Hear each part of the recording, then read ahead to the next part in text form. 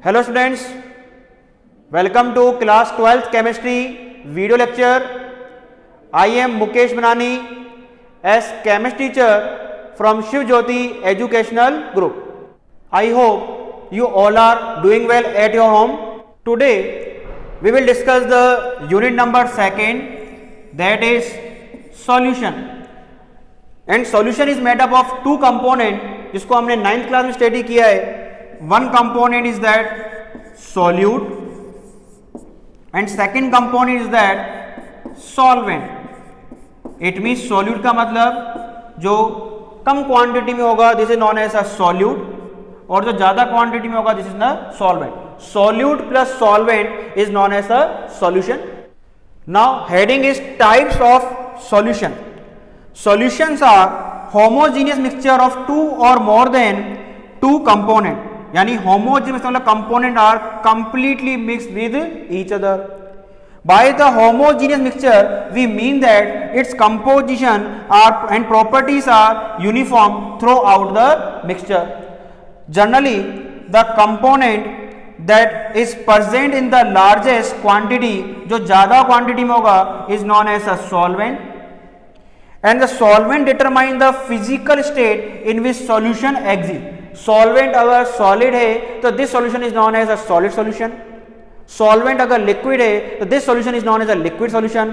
If the solvent is gas, this solution is the gas solution. One or more component present in the solution other than solvent are called solute. In this unit we shall consider only the binary solution, यानी component कितने होंगे इसमें 2 होंगे. Now types of solution, it means जैसे कि अभी हमने देखा कि solvent अगर solid तो this solution is known as a solid solution. If solvent is liquid, solution is known as a liquid solution. If the solvent is gas, then solution is the gaseous solution. तो solute हम यहाँ बार बार change करेंगे. अगर हमने यहाँ पे solute को gas लिया है यानी गैस का जो मिक्सचर होगा we know very well mixture of oxygen and the nitrogen gas. Similar liquid in the gaseous, it mean जैसे एग्जांपल है chloroform. We know very well chloroform की स्टेट कैसी होगी liquid mix with the nitrogen gas. Next example is that solid. Solid क्या है यहाँ पे solute यानी कम क्वांटिटी में, ज्यादा क्वांटिटी में क्या रहेगा सॉल्वेंट गैसियस यानी solid in the gaseous state यानी example camphor. We know very well camphor यानी कपूर सॉलिड स्टेट में रहता है इन द नाइट्रोजन गैस. ठीक है. Next example for the liquid solution gas in the liquid like example oxygen dissolve in the water. तो यहाँ पे जो वाटर है वो किस तरह बिहेव करेगा सॉल्वेंट की तरह. Oxygen solute like behave. Liquid mixture यानी liquid solution ethanol dissolve in the water. Next solid in the liquid example glucose dissolve in the water. Gas solute in the solid solvent example solution of hydrogen in palladium. Next liquid in the solid solvent example amalgam of mercury with sodium. ठीक है. Mercury जो रहता है उसकी state कैसी होती है liquid state रहती है. तो इट मीन सॉल्यूट क्या रहेगा यहाँ पे मरकरी और सॉल्वेंट क्या रहेगा यहाँ पे सोडियम. तो ये एलओए क्या कहलाएगी amalgam. Solid solution like example copper dissolve in a gold. Now next topic is that expressing concentration of solution. तो composition of solution can be describe by the expressing is concentration. जो उसका composition है वही क्या कहलाएगा उसका concentration कहलाएगा. It means there are several way by which we can describe the concentration of solution quantitatively. Like जैसे हम बात करें मास परसेंटेज जिसको हमने 9th क्लास में स्टडी किया था. मास percent represent by the W/W percentage. Formula is that mass of component in the solution divided total mass of solution into 100 क्योंकि परसेंटेज है सो हमने यहाँ पे इसको 100 से मल्टीपल किया. नेक्स्ट सबसे इंपॉर्टेंट वॉल्यूम परसेंटेज जिसको हम V/V से रिप्रेजेंट करते हैं. Formula is that volume percentage of component equal to the volume of component divided by total volume of solution into 100. ठीक है. अब हम यहाँ W/W परसेंटेज का एग्जांपल देखें like if a solution is describe by 10% glucose in water. तो W/W percentage हमको इसको एक्सप्लेन करना है। तो इट मीन्स का मतलब क्या रहेगा, it means 10 gram of glucose is dissolve in 90 gram of water resulting in 100 gram of solution of that, क्योंकि solute plus solvent equal to solution.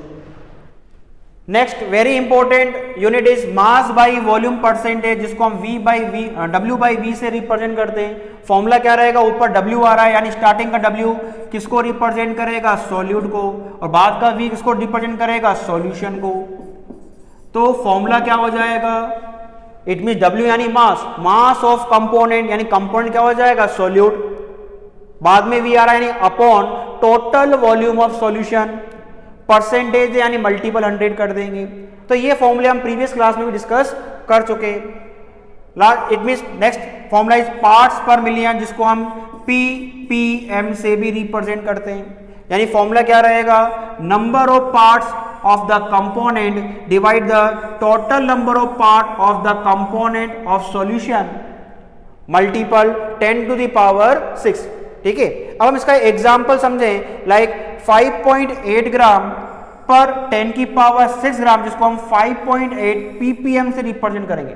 अगर सॉल्यूट बहुत ही माइनॉरिटी अमाउंट में हो, जैसे कि 5.8 ग्राम, हम यहाँ पे क्या लिख देंगे 5.8, और किसमें प्रेजेंट है 10 to the power 6 ग्राम में, यानी सॉल्वेंट के कंपैरिजन में सॉल्यूट अगर बहुत ही कम क्वांटिटी में प्रेजेंट हो तब हम कौन सी यूनिट यूज करते हैं, पार्ट्स पर मिलियन। तो 5.8 तो हमने ऊपर लिख दिया, और 10 to the power 6 total number of parts लिख देंगे 10 to the power 6, और मल्टीपल 10 to the power 6 से, तो ये इससे कैंसिल हो जाएगा। आंसर क्या आ जाएगा, 5.8 ppm पार्ट्स पर मिलियन, यानी 1 मिलियन में कितना पार्ट प्रेजेंट है, 5.8। ठीक है, किसका पार्ट प्रेजेंट है, ऑक्सीजन का सी वाटर में। Now mole fraction, this is the very important unit in this chapter. What is the formula of mole fraction, mole fraction of component equal to number of mole of component divide the total number of mole of all component. For example, in a binary mixture, if the number of moles of A and B are Na and Nb respectively, then the mole fraction of A represented by the XA, क्योंकि हम इसको class 11 में पढ़ चुके हैं। Mole fraction को हम x से डिनोट करते हैं, यानी x इक्वल टू क्या होगा, A का number of mole, it means Na, divided the total number of mole, it means Na plus Nb। तो XB क्या होगा, XB equal to Nb upon Na plus Nb। अब दोनों को समअप कर दें हम, XA plus XB, XA plus XB, दोनों का एलसीएम क्या आएगा, Na plus Nb, Na plus Nb, Na plus Nb, दोनों क्या हो जाएंगे, एक दूसरे कैंसिल आउट, इट मीन्स 1। तो इट मीन्स हम सिंपल वे में बोल सकते हैं, अगर number of component i component हो तो x1 plus x2 plus dash dash dash plus xi equal to 1, जिसको हम लैंग्वेज में बोलना चाहें, it means sum of the all component of mole fraction is always unity, unity means 1। Next concentration, molarity, और ये हमारे प्रैक्टिकल में भी है 12th क्लास में, तो इट मीन्स को केयरफुली देखना है और इसको कैसे ऑपरेट करते हैं वो भी देखना है। तो इट मीन्स फॉर्मूला इंपॉर्टेंट है, molarity equal two moles of solute divided the volume of solution. अब यहाँ पे एक टर्म इंपॉर्टेंट है, जो वॉल्यूम ऑफ सॉल्यूशन वो किस में होना चाहिए, लीटर में। अगर क्वेश्चन में ml में गिवन है, अगर हम लीटर की जगह यहाँ ml कर देंगे तो फिर हम यहाँ पे किससे मल्टीपल कर देंगे, 1000 से। तो ये वेरी इंपॉर्टेंट है, न्यूमेरिकल में जो वॉल्यूम गिवन होता है वो ml में होता है और स्टूडेंट 1000 मल्टीपल करना भूल जाता है। Next is molarity, represent by the small m, जबकि कैपिटल M से हमने मोलरिटी को रिप्रेजेंट किया था, स्मॉल m को हम मोलरिटी कहेंगे, और इस पूरे चैप्टर में मोलरिटी को ज्यादा यूज किया गया है। So what is the formula of molarity, moles of solute divided the mass of solvent. जितनी भी हमने अभी कंसंट्रेशन के फॉर्मूले देखे, सब में हमने सॉल्यूशन को यूज किया है। केवल मोलरिटी एक ऐसा फॉर्मूला है जिसमें हम यहाँ पे सॉल्वेंट के टर्म को हम यूज कर रहे हैं। तो इट मीन्स वही कंसेप्ट, अगर यहाँ पे मास ऑफ सॉल्वेंट किस में हो, ग्राम में हो, तो फिर इस फॉर्मूले को हम किससे मल्टीपल कर देंगे, 1000 से। Mass percentage, ppm, mole fraction and molarity are independent of temperature. It means ये टेम्परेचर पर डिपेंड नहीं करेगा, हम इंक्रीज करें चाहे डिक्रीज करें, क्योंकि इसमें वॉल्यूम फॉर्मूले में नहीं आ रहा है, क्योंकि वी नो वेरी वेल जो वॉल्यूम होता है वो किसके प्रोपोर्शनल होता है, टेम्परेचर के। तो वॉल्यूम टर्म ही नहीं है तो टेम्परेचर पर डिपेंड ही नहीं करेगा। But whereas molarity is the function of temperature. अभी हमने देखा जो मोलरिटी का फॉर्मूला था उसमें हमने वॉल्यूम ऑफ सॉल्यूशन किया था, तो वॉल्यूम प्रेजेंट है, so that's why temperature increases, volume also increases. तो वॉल्यूम इंक्रीज करने से ये डाउनवर्ड पार्ट में आ रहा है, तो मोलरिटी की बात करें तो मोलरिटी क्या हो जाएगी, यहाँ पे डिक्रीसेस हो जाएगी। Now next term is solubility, जिसको हम क्लास 9th में भी स्टडी कर चुके हैं। Solubility of substance is the maximum amount that can be dissolved in a specific amount of solvent at a specific temperature। इस डेफिनेशन में ये वर्ड लिखना कंपल्शन है, स्पेसिफिक टेम्परेचर। अगर टेम्परेचर चेंज करेंगे तो सॉल्युबिलिटी भी क्या हो जाएगी, चेंज हो जाएगी। Okay, now first point is that solubility of solid in a liquid. It mean solid को हम किस में डिसॉल्व कर रहे हैं, लिक्विड में डिसॉल्व कर रहे हैं। तो यहाँ पे एक लाइन इंपॉर्टेंट है, इन अ it is observed that polar solute dissolve in a polar solvent. What is the example of polar solvent? Like a H2O, HF, and non-polar solute in non-polar solvent. Non-polar solvent का मतलब benzene, chloroform, it means organic solvent है। तो when a solid solute is added to the solvent, some solute dissolve and its concentration increases in a solution. This process is known as a dissolution. So this is the definition of dissolution. Some solid particle in solution collide with solid solute। अगर हम solid को add करेंगे तो particle क्या होंगे, आपस में collide करेंगे और जिससे क्या होंगे, ये सेपरेट आउट। ठीक है, this process is known as a crystallisation. अब यहाँ पे हमको effect of temperature and effect of pressure को कंसीडर करना है कि सॉलिड को हम लिक्विड में ऐड कर रहे हैं तो टेम्परेचर का क्या इफेक्ट रहेगा। तो हमने क्लास 11 में ली शेतलीय प्रिंसिपल को देखा था। तो according to the Le Chatelier principle, if in a nearly saturated solution the dissolution process is endothermic। endothermic का मतलब the process in which heat is absorbed। the solubility should increase with rise in temperature। it means like example समझें, A plus B heat को absorb कर रहा है, हमने heat भी write down कर दिया, convert the C। तो यहाँ पे जो heat है ये किस पार्ट में आ रहा है, रिएक्टेंट पार्ट में आ रहा है। heat किस पे डिपेंड करती है, टेम्परेचर पे। तो टेम्परेचर इंक्रीज करेंगे यानी रिएक्टेंट पार्ट क्या होगा, इंक्रीज होगा। तो रिएक्टेंट पार्ट इंक्रीज होने से वो क्या बनाएगा, प्रोडक्ट बनाएगा। तो temperature increases for the favourable condition in the endothermic reaction. लेकिन अब बात करें एक्सोथर्मिक की, द सॉल्युबिलिटी शुड डिक्रीजेस। अब मैं हीट जो है लेफ्ट हैंड साइड ना लिख के कहाँ लिख रहा हूं मैं, राइट हैंड साइड। तो अब जो हीट है वो किसके लिए वर्क करेगी, प्रोडक्ट के लिए। तो अगर मैं टेम्परेचर इंक्रीज करूंगा तो प्रोडक्ट उस हीट को यूज करके ज्यादा से ज्यादा अब क्या बनाएगा, रिएक्टेंट बनाएगा। तो ये फेवरेबल नहीं रहेगा। Now next is effect of pressure. Pressure does not have any significant effect on solubility of solid in liquid, क्योंकि हम जानते हैं सॉलिड क्या होगा, इनकम्प्रेसिबल, कंप्रेसिबली शो ही नहीं करेगा। तो इट मीन प्रेशर का कोई इफेक्ट नहीं रहेगा। Second point is that solubility of gases in a liquid. अब हम गैस को डिसॉल्व करेंगे लिक्विड के अंदर, तो many gases dissolve in a water, oxygen dissolve only to the small extent. ये सबसे इंपॉर्टेंट है, हमको याद रखना है जो ऑक्सीजन है वाटर में ज्यादा अमाउंट में सॉल्युबल नहीं रहता। It is this dissolve oxygen which sustain all aquatic life. On the other hand, hydrochloride gas like HCl is a highly soluble in water। Water में सबसे ज्यादा सोल्यूबल गैस कौन सी है, हाइड्रोक्लोरिक या हाइड्रोक्लोराइड गैस, जो board में आया हुआ है। तो हमको याद रखना है वहां ऑक्सीजन पे क्लिक ना करके हम किस पे क्लिक करेंगे, HCl पे क्लिक करेंगे, यानी सबसे ज्यादा वाटर में सोल्यूबल गैस HCl है।